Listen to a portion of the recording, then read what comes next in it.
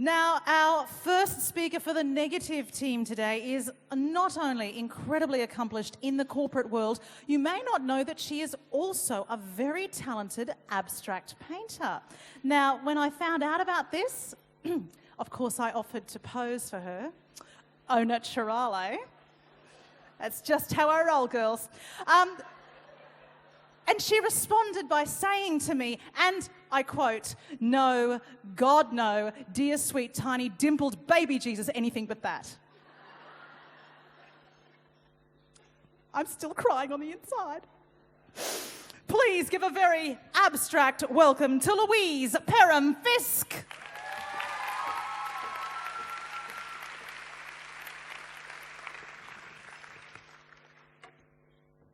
The proposition that nice girls don't get the corner office is completely absurd and outdated in today's world. There are two reasons for that. One is about the concept of decency, and the other is about the relevance of the corner office. We believe in this debate that it's about being a nice person, a decent person, and achieving success in whatever form that takes for you. In the year 2010, it is time to defend the honour of nice and debunk the narrow and outdated myth that success is a place or a position. Your success may not have four walls, and it very likely is not the outdated one-size-fits-all career goal of the corner office. Speaking about success, American journalist Ann Landers said it very well.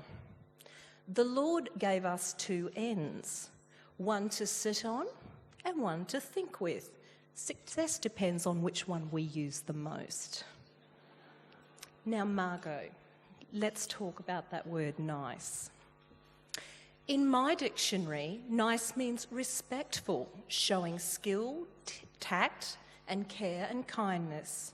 But you'll notice in that definition that it doesn't say anywhere that nice and tough or nice and effective can't travel well together. No one made the rule universally that nice wasn't good. Nobody said that if you were nice, you gave up your objectives, your drive, your determination.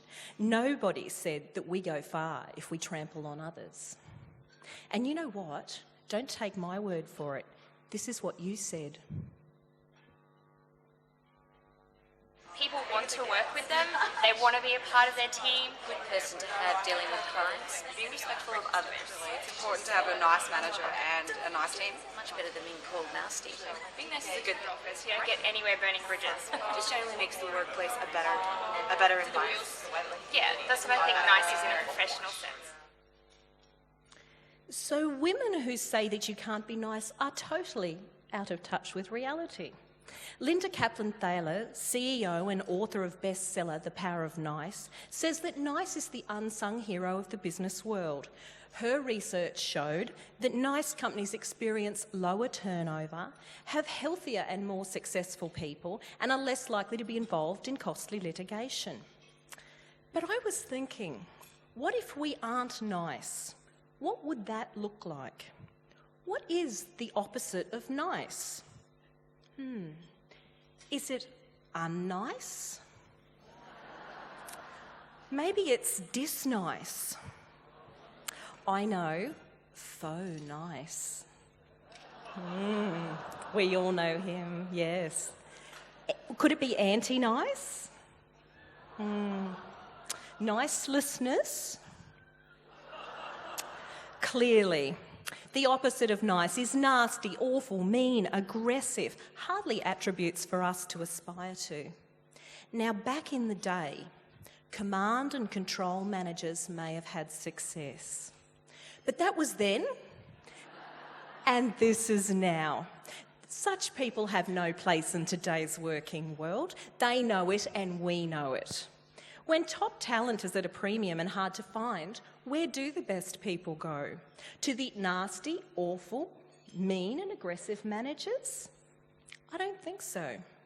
They're looking for leaders, people who show respect, skill, tact, kindness and care, ready to lead them to whatever success they desire. Now, let's talk about this corner office. What does that mean? And why would it be held up as the pinnacle of success for a modern manager today?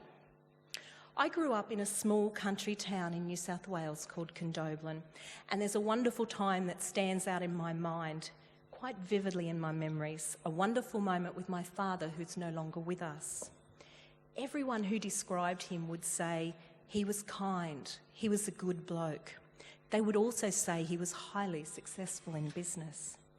I remember being about 8 years old, and my father had just been recognised for his work with the local Indigenous people as a volunteer. We were out on the property, and I was about one step behind him. It was a very common place for me to be. And someone called out to him and said, "Cole, what's this? Behind every great man, there's a great woman." And I was this little girl, and I said, "Dad, what does that mean?" And my dad was this big country man, and he crouched down beside me in the red mallee dust, so we were eye to eye. And he said, "Possum, you will never have to be the woman behind any man."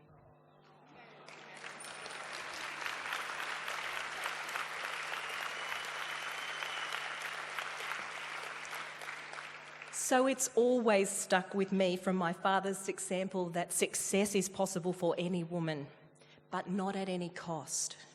You can be nice, you should be nice. Not weak or without a view or without a goal, but nice. Nice should not be devalued.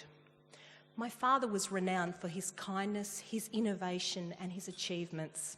His corner office was kilometres of wilderness, and if you had given him 2 walls of windows as a reward, he would have found some way to get through them to get to what success meant for him. So before I leave you today, let's be clear on a couple of things. Firstly, today's success is not defined by 4 walls, 2 of them with windows. Secondly, it is more than important, it is critical to be a nice person in business. And finally, being nice is not a weakness. It is a strength with the power to take you where you want to go. But I think you already knew that.